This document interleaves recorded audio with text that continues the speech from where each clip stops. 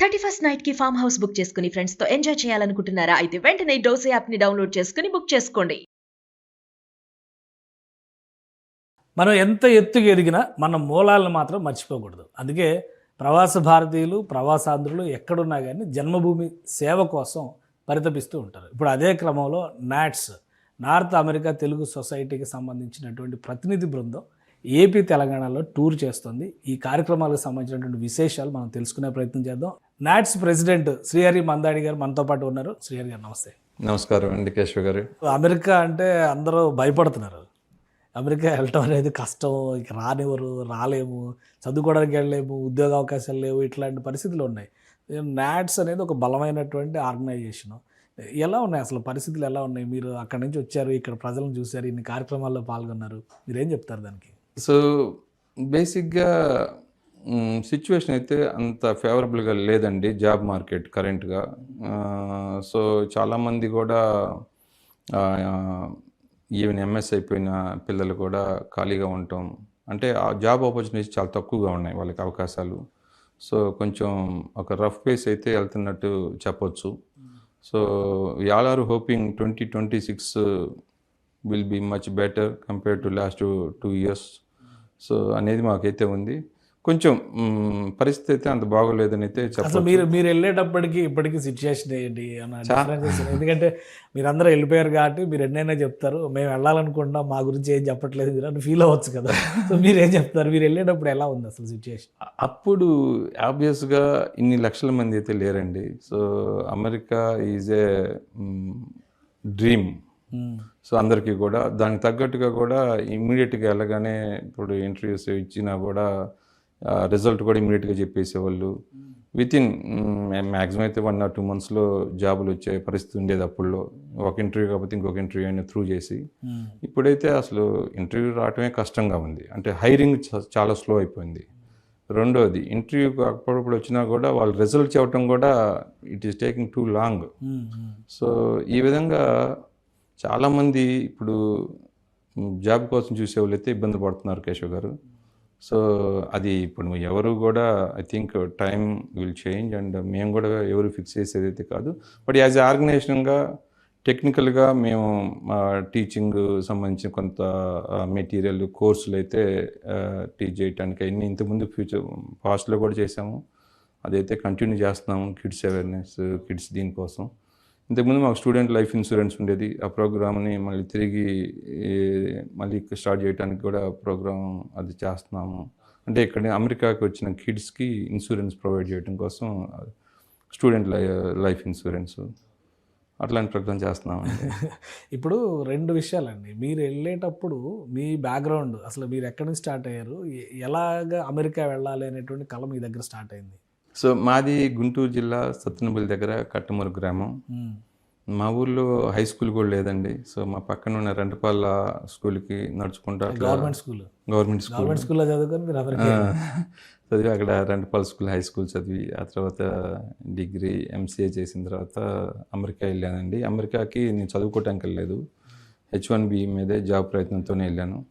వెళ్ళగానే జాబ్ రావటం, ఇక అప్పుల్లో మీరు ఇందాక అడిగిన ప్రశ్నకి ఇంత టఫ్ టైం అయితే లేదండి. మాకు ఇంటర్వ్యూ వస్తే ఇంత లేదు, ఇంతమంది జనాలు, ఇంత కాంపిటీషన్ లేదు.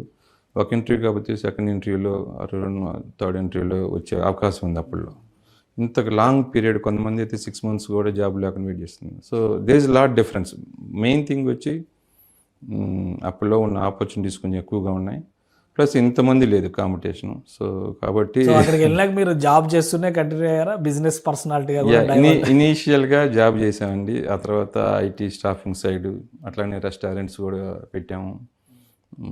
సో ఇంకా తర్వాత రియల్ ఎస్టేట్, ఈ మూడిట్లో చేసుకుంటూ తిరిగి నాట్స్తో అసోసియేషన్ నాకు 2011 నుంచి బాగా అక్కడ న్యూజెర్సీలో కన్వెన్షన్ చేసాము కేశవ్ గారు. ఆ కన్వెన్షన్ అప్పుడు నేను ఆ టీమ్స్లో యాక్టివ్గా పార్టిసిపేట్ చేయటం, మై ఫ్రెండ్ మోహన్ కృష్ణ మానవ్ గారు ఆ కన్వెన్షన్లో యాక్టివ్గా ఉండి పార్ట్ ఆఫ్ డిఫరెంట్ టీమ్స్లో నేను కూడా ఇన్వాల్వ్ అయ్యి అక్కడి నుంచి నాట్స్తో అసోసియేషన్ స్టార్ట్ అయింది నాది. So I mean different roles చేశాను దాంట్లో. నేను జోనల్ వైస్ ప్రెసిడెంట్ అని, బోర్డ్ ఆఫ్ డైరెక్టర్ 4 terms, ఆ తర్వాత ప్రెసిడెంట్ ఎలెక్ట్, తర్వాత ప్రెసిడెంట్గా. సో దాంట్లో మెయిన్ నాకు హెల్ప్ లైన్ అనేది బాగా మోటివేట్ అయిందండి. సో దాంట్లో హెల్ప్ లైన్లో ఎప్పుడు కూడా I was part of the help line team. So అట్లా కంటిన్యూ చేస్తూ ఉన్నాం. సో మీకు అది ఒక మంచి ఎనర్జీ ఇచ్చింది అనుకోవాలంటే మీ ఎక్స్పీరియన్స్ వైజ్గా. కానీ అమెరికా వెళ్ళిన వాళ్ళు ఎవరు కూడా ఉద్యోగం చేసుకుని కుదురుగా ఉందాం అని అనుకోరా? అందరూ బిజినెస్. ఏంటి డిఫరెన్స్ ఏముంది ఇక్కడికి అక్కడికి చేంజ్ ఏంటి? అందరూ బిజినెస్లోకి వెళ్తారు. అమెరికా వెళ్ళిన ప్రతి ఒక్కరికి first immigration is the major concern or important అందరికీ కూడా. సో ఇమ్మిగ్రేషన్ అంటే ఫస్ట్ H1 తర్వాత గ్రీన్ కార్డ్ రావటం. గ్రీన్ కార్డ్ వచ్చేవరకు జాబ్ని అందరూ కూడా ప్రైమరీగా జాగ్రత్తగా చూసుకుంటారు. ఒకసారి గ్రీన్ కార్డ్ వచ్చిన తర్వాత అమెరికాకి ల్యాండ్ ఆఫ్ ఆపర్చునిటీస్ అంటారు కదా. So there are lot of opportunities. So బిజినెస్లో ఎంటర్ కావడానికి ఈజీగా ఉంటుంది అక్కడ ప్రాసెస్ వైజ్గా. సో అందరూ కూడా ఏదో చేద్దాము, గ్యారంటీగా ఎయిమ్ బిగ్ అనేది అందరికీ కూడా ఉంటుంది కాబట్టి ఎక్కువ మంది they have a side business. It's IT companies కానీ డిఫరెంట్ బిజినెస్లు అయితే స్పెషల్లీ మన తెలుగు వాళ్ళైతే మన తెలుగు వాళ్ళు ఆ జూయిష్ కమ్యూనిటీకి పోటీగా మన తెలుగు వాళ్ళు ఉంటారని చెప్పడంలో ఎట్లాంటి సందేహం లేదండి. సో అందుకనే టార్గెట్ అయ్యారా తెలుగు కమ్యూనిటీ ఆర్ ఇండియన్ కమ్యూనిటీని బాగా టార్గెట్ చేశారు, ప్రెషర్ చేస్తున్నారు అంటున్నారు, నిజమేనా? అట్లా ఉందా? అంటే మన వాళ్ళు కూడా కొన్ని ఏరియాస్లో ఏంటంటే ఇప్పుడు కొంచెం విచ్చలవిడిగా అక్కడ అంటే అక్కడ సిస్టమ్ కొద్దిగా ఎట్లా పెడితే అట్లా బయటకు వచ్చి ఊరేగింపులుగా బయట జనాలు రోడ్ల మీద కూడా ఇది కొంచెం ఎక్కువైంది చెప్పాలంటే. సో దాన్ని కొంచెం మనం అక్కడున్న రూల్స్ సిస్టమ్స్ తగ్గట్టుగా కొంచెం విత్ ఇన్ దట్లో చేస్తే బాగుంటుంది. సో గ్యారంటీగా మన కమ్యూనిటీ అయితే బాగా పెరిగిందండి. సో దాని తగ్గట్టుగా ఆబ్వియస్గా మిగిలిన ఇష్యూస్లు కూడా వస్తూ ఉంటాయి కాబట్టి ఇట్స్ పార్ట్ ఆఫ్. అంటే ఇప్పుడు రెండు విషయాలు, ఇప్పుడు మీరు అన్నదాని ప్రకారం ఏ శ్రీరామనవమో దసరానో బతుకమ్మ పండుగ వస్తే చేయడం ఒక యాక్టివిటీ, సినిమాలకి రాజకీయాలకి అన్నిటికీ మన వాళ్ళు ర్యాలీలు చేస్తారు. అక్కడ ఏం పర్మిషన్స్ కానీ లేదా అప్రూవల్స్ కానీ లోకల్ అథారిటీస్తో లేకుండా ఇవన్నీ చేస్తారా? చేయకూడదండి. ఒక్కోసారి చేస్తున్నప్పుడు ఇబ్బందులు ఉంటాయి. జనరల్గా అయితే అప్రూవల్ తీసుకోకుండా చేస్తే మటుకి ఇబ్బందే. అక్కడ విత్ ఇన్ రూల్స్ లిమిటేషన్లో చేస్తే ప్రాబ్లం లేదు. అది వైలేట్ చేసినప్పుడు ప్రాబ్లం అవుతూ ఉంటుంది. అది చేసేది కూడా మన వాళ్ళు ఏంటంటే కొద్దిగా ఎక్స్ట్రీమ్గా కూడా చేసే ఇది ఉంటుంది, ఎస్పెషల్లీ ఊరేగింపులు ఇవన్నీ. సో అట్లాంటప్పుడు కొంచెం ఇబ్బందులు అయితే ఉన్నాయి. I think we need to streamline that. So ఇప్పుడు రాత్రికి రాత్రి H1B రద్దు అంటున్నారు, H4 రద్దు అంటున్నారు, రకరకాల నిర్ణయాలు తీసుకుంటున్నారు. ఇవి ప్రభావం చూపిస్తున్నాయి ఇప్పుడు లోకల్గా. ఇప్పుడు మీలాంటి వాళ్ళు, మీరు సిటిజన్షిప్ వచ్చింది. అవునండి, నేను అమెరికన్ సిటిజన్షిప్. సో మీకు ప్రాబ్లం లేదు. H1Bలో వాటిలో ఉన్న వాళ్ళకి ఇట్లా నిర్ణయాలు తీసుకుని చాలామంది భయపడుతున్నారు. అంటే ఇది అన్ఎక్స్పెక్టెడ్, అన్వారంటెడ్ సీరియస్ డెసిషన్స్ అనేటువంటి అభిప్రాయం వస్తుంది. నిజంగా అంత ఇంటెన్సిటీ ఉందా అక్కడ, లేదా వీళ్ళు చేస్తున్న ఈ పిచ్చి చేష్టలకు తీసుకుంటున్నటువంటి చర్యలు మనం మరీ ఎక్కువ గ్లోరిఫై చేసి మన వాళ్ళ అమాయకులు వాళ్ళే తప్పు చేస్తారని ప్రచారం చేస్తున్నామా? లేదు, గ్యారంటీగా రెండు ఉన్నాయి. ఇప్పుడు మీరు చెప్పిన దానికి రెండు కూడా ఉన్నాయని నా ఉద్దేశం. సో బేసిక్గా ఇప్పుడైతే కరెంటు H1B వీసాకి స్టాంపింగ్ వెళ్ళటానికి కూడా దాదాపు 1 year వెయిటింగ్లో పెట్టేశారు. ఎప్పుడూ లేదు ఈ పరిస్థితి ఇప్పుడు. సో గ్యారంటీగా వాళ్ళు రెస్ట్రిక్ట్ చేసే ఉద్దేశంతోనే గవర్నమెంట్ చూస్తూ ఉన్నారు వీలైనంతవరకు. బట్ కొంచెం ఇదివరకు ఉన్నంత ఈజీ ప్రాసెస్ అయితే లేదండి గ్యారంటీగా. సో అగైన్ చేసుకున్నంత మహాదేవాన్ని మన వాళ్ళు చేసిన వాటికి పర్యవసానాలు అనుభవిస్తున్నారేమో అనిపిస్తుంది. Kind of. బట్ కాకపోతే అది మన కంట్రీకే కాకుండా వరల్డ్ అన్ని కంట్రీస్కి వర్తించేది. బట్ H1B ఇదైతే ఇంతకు ముందు దానికంటే ఇప్పుడు కొంచెం మరీ రూల్స్ వైజ్గా కానీ అన్నీ కూడా ఇప్పుడు సోషల్ మీడియా అకౌంట్స్ అన్నీ కూడా క్రాస్ వెరిఫై చేస్తున్నారట. సో ఇట్లాంటివన్నీ కొంచెం ఇబ్బందికరంగానే ఉంది ప్రస్తుత పరిస్థితి అయితే. Tough situation. సో ఇలాంటి టఫ్ సిచ్యువేషన్స్లో ఇండియాలో ఆపర్చునిటీస్ పెరిగాయా? మీ ఉద్దేశం ఏంటి? ఇక్కడ చాలా డెవలప్మెంట్ యాక్టివిటీస్ తీసుకొస్తున్నారు. అక్కడ అమరావతి కడుతున్నాం అంటున్నారు, ఇక్కడ ఫ్యూచర్ సిటీ కడుతున్నాం అంటున్నారు. అలాగే సెంట్రల్ గవర్నమెంట్ కూడా AI గురించి మాట్లాడుతుంది, మిషన్ క్వాంటమ్ గురించి చెప్తుంది. సో ఎట్లా ఉంది ఇండియాలో జరుగుతున్న యాక్టివిటీ పైన మీ అభిప్రాయం? నా పర్సనల్ ఒపీనియన్ అయితే India is wonderful and now it is very fast growing.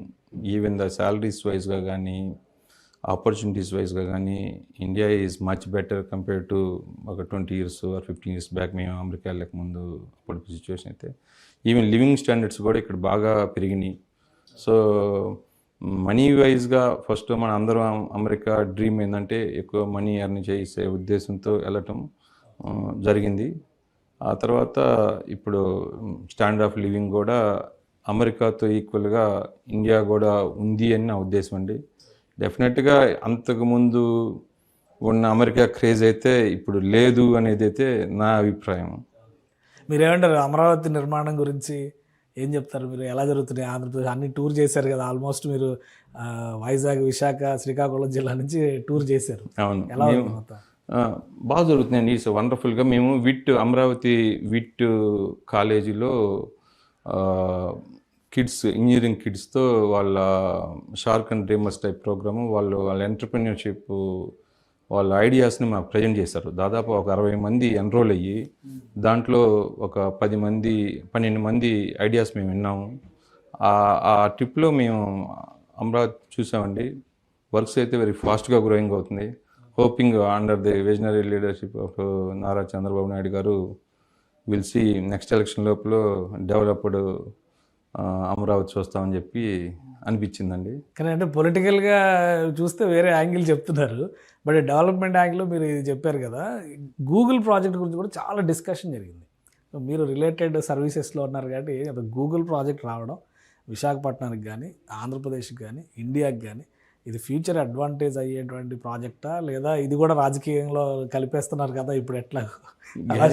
Guarantee అండి, Google project is one of the achievement for Andhra Pradesh అండి. ఇంతమంది కాంపిటీషన్లో కూడా అవుట్ సైడ్ అమెరికా అంత భారీ ప్రాజెక్ట్ రావటం అనేది మన చంద్రబాబు నాయుడు గారు కానీ, లోకేష్ గారు కానీ వీళ్ళందరి ఆ ఫాలో అప్లు వీటి వల్లనే వచ్చిందని నేనైతే అనుకుంటున్నాను. దానివల్ల అయితే గ్యారెంటీగా ఫ్యూచర్లో ఇప్పుడు అమరావతి కూడా వెళ్ళామండి. అమరావతి కాదు, వైజాగ్ కూడా వెళ్ళాము.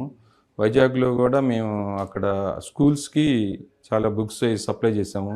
వైజాగ్లో వన్ ఆఫ్ ది ప్రోగ్రామ్ ఈ ట్రిప్లో చేసింది ఏంటంటే గ్రీన్ రూమ్ అని చెప్పి అక్కడ వన్ ఆఫ్ ది స్కూల్ నెడమూరు అనుకుంటా, నడుపూర్ స్కూల్లో మేము ఒక గ్రీన్ రూమ్కి మేము సప్లై చేయడం జరిగింది. వాళ్ళు ఏంటంటే ఒక వీడియోస్ రికార్డ్ చేసి యూట్యూబ్ ఛానల్లో కిడ్స్ చేస్తారు, అది యాంకరింగ్. సో దానికి నాట్స్ సపోర్ట్ చేయడం జరిగింది. సో ఆ ట్రిప్లో వైజాగ్ చూస్తే ఇట్స్ ఆల్రెడీ మన వైబ్ ఉంది అక్కడ, ఒక బీచ్ కానీ అసలు ద వే నైట్ టైం కానీ. సో ఇట్ ఈజ్ ఏ సిటీకి లేని అడ్వాంటేజ్ ఉంది. గ్యారెంటీగా Vizag is going to be the IT hub. ఈ గూగుల్ ప్రాజెక్ట్ వల్ల అనేక ఈకో సిస్టమ్ బిల్డ్ అయ్యి కొత్త ఐటీ కంపెనీస్ కానీ వీటన్నిటి కూడా వచ్చే అవకాశం ఉందండి. It's one of the nice project for Andhra Pradesh. Right, thank you Srihari గారు మీ అభిప్రాయాలు తెలియజేసినందుకు. ఇది నాట్స్ ద్వారా సేవే మార్గం భాషే రమ్యం అంటూ నాట్స్ ద్వారా చేసేటువంటి సేవా కార్యక్రమాలు ఒకవైపు, మరోవైపు వ్యక్తిగతంగా ఉన్నటువంటి యాక్టివిటీస్, సేవా దృక్పథం, ఈ రెండూ కలిపి తనను ప్రత్యేకంగా నిలబెట్టాయని శ్రీహరి గారు చెప్తున్నారు. ఇక అమెరికా వెళ్ళాలనేటువంటి కోరిక విషయంలో ఒక చిన్న పాజ్ ఇవ్వాల్సినటువంటి అవసరం ఉంది. భారతదేశంలో పెరుగుతున్నటువంటి అవకాశాలు అమెరికాని మించిన ఆపర్చునిటీస్ ఇక్కడ తీసుకొస్తాయి. కాబట్టి టైంని బట్టి, అవకాశాలను బట్టి ప్లాన్ చేసుకోవడం ద్వారా ముందడుగు వేయాలని యువతకి ఆయన సూచిస్తున్నారు. ఇది స్పెషల్ డిస్కషన్. Keep watching.